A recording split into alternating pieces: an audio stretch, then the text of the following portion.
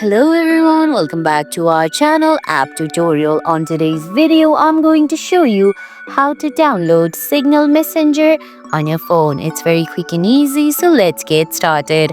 First of all, go ahead and open the Google Play Store or the Apple App Store on your phone.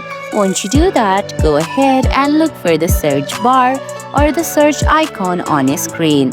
Now type in Signal and tap on search. Once you do that, on the top of your screen, you're gonna see Signal Private Messenger with a blue icon. On the side, tap on it. Now right beside the Signals icon, you're gonna see one of these four options: backup, download, install, or get.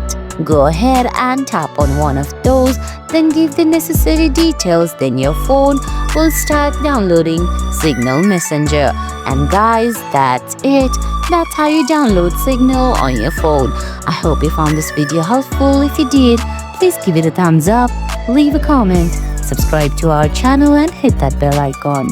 See you in the next video. Thanks for watching.